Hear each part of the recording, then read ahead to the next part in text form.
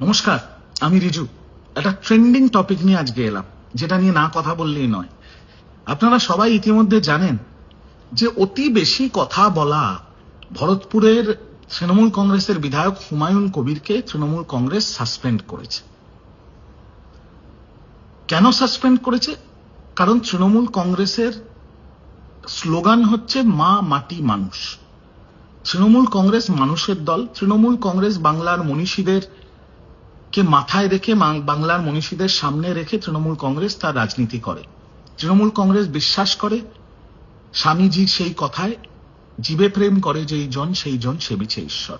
আমরা মানুষের দল, মানুষের হয়ে কাজ করি। আর সেখানে হুমায়ুন কবিরের মতো একটা লোক উগ্র সাম্প্রদায়িক রাজনীতি করার চেষ্টা করছে।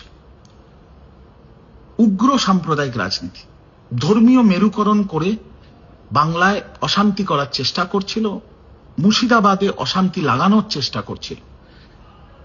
তাকে আগেও দল শোকজ করেছে, তারপরেও সে শুধরোয়নি।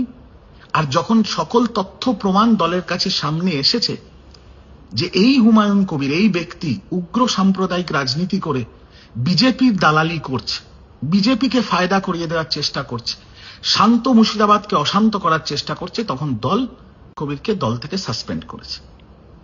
এবার কে এই হুমায়ুন কবির? একটু ইতিহাসটা তো জানতে হবে। আপনারা বিশ্বাস করুন, আমি এতদিন না বুকে পাথর রেখে চুপ করে বসেছিলাম। কারণ যতক্ষণ না দল কোনো সিদ্ধান্ত নিচ্ছে, আমি কি আর লাইভ করতে পারি বা ভিডিও করতে পারি বা কিছু বলতে পারি? কিন্তু আজকে বলবো, প্রাণ খুলে বলবো। কারণ আজকে এই বিজেপির দালালটাকে দল সাসপেন্ড করেছে। তো প্রথমে একটু চেনাই হুমায়ুন কবিরকে।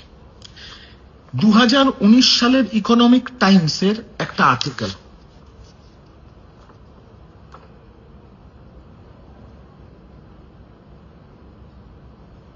এই আর্টিকেলটা হচ্ছে হুমায়ুন কবিরের ক্যান্ডিডেট ফর্ম জমা দেওয়া। 2019 সালে বিজেপির মুর্শিদাবাদের লোকসভার প্রার্থী ছিল এই হুমায়ুন কবির। ভোটে তৃণমূলের প্রার্থী আবু তাহের খানের কাছে হেরেছিল, থার্ড পজিশনে এসেছিল, থার্ড পজিশন। এবার বিজেপির হুমায়ুন কবিরের, সেই বিজেপির পুরনো দিনের জল জল করা মুহূর্ত, হুমায়ুন কবির কৈলাস বিজয়বর্গীয়। সেই সময় বিজেপির রাজ্য সভাপতি ছিল দিলীপ ঘোষ, আর বাংলার দায়িত্বে ছিল কৈলাস বিজয়বর্গীয়। এই হচ্ছে সেই হুমায়ুন কবির।